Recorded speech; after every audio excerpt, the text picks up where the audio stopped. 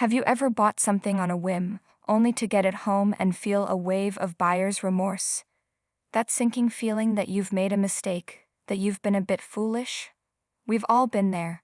You tuck the item away in a cupboard, out of sight and out of mind, a dusty monument to a minor misjudgment. For one gentleman visiting the Antiques Roadshow, that monument to a £20 mistake sat unloved and forgotten under his kitchen sink for 2 long years, nestled amongst the bleach and drain cleaner. Little did he know he wasn't hiding a mistake, he was guarding a masterpiece. It's a story that feels like a modern-day fairy tale, a heartwarming reminder that incredible treasures can be hiding in the most mundane corners of our lives. The journey of this particular vase began not with fanfare, but with a simple, hopeful purchase at a bustling antiques fair.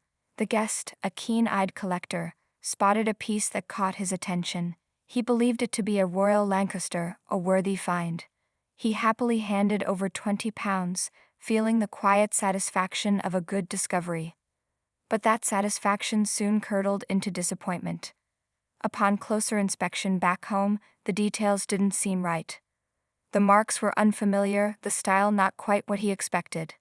The dreadful conclusion began to dawn on him. It was a fake, a copy. A £20 lesson in humility. And so the vase was unceremoniously relegated to the dark, damp oblivion of the under-sink cupboard. It became just another object, a splash of color in the darkness, clanked occasionally by cleaning supplies, its potential beauty completely ignored. For 2 years, its story could have ended there, a forgotten footnote in a collector's journey. Then came the kind of moment that changes everything. One quiet evening, while idly browsing the internet, a flicker of recognition sparked on the screen. He leaned closer, his heart starting to beat a little faster. "I happened to be looking on the internet one night," he recounted, the memory still fresh, and out pops that vase. I was like, hang on a minute. That's the vase that's under the sink.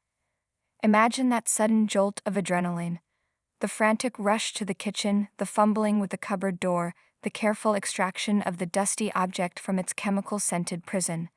There it was, sitting on his kitchen table under the light, looking exactly like the image on the screen.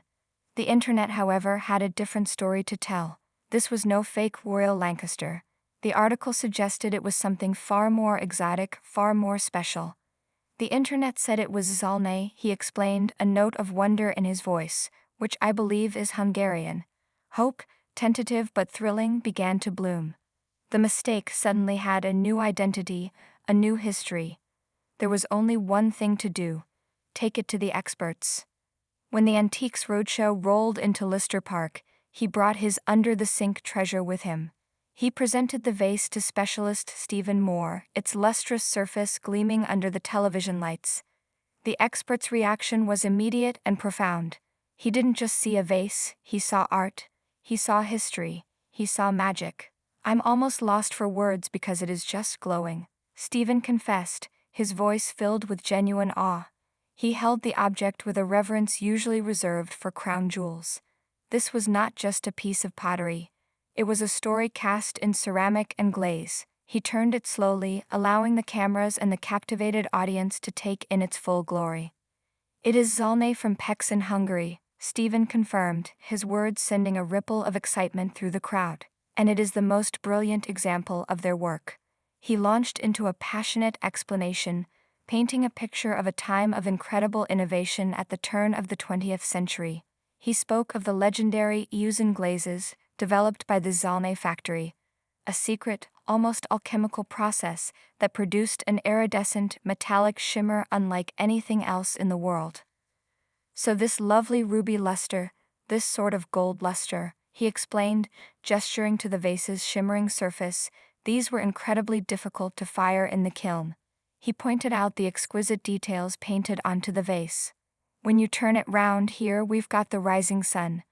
We have this path with these geese. It is a work of art, this is as good as any painting." The guest stood beside him, listening intently, his expression a mixture of shock and dawning realization. The piece he had dismissed as a cheap copy was being described as a masterpiece. The expert's admiration was infectious. "This is magic," Stephen declared, his eyes sparkling. This is the most beautiful vase. He then added a crucial piece of context that made the story even more compelling. Salne is red hot right now. Hungarian people are buying it back. Then came the moment everyone was waiting for. The expert fixed the guest with a playful look. Can you remember?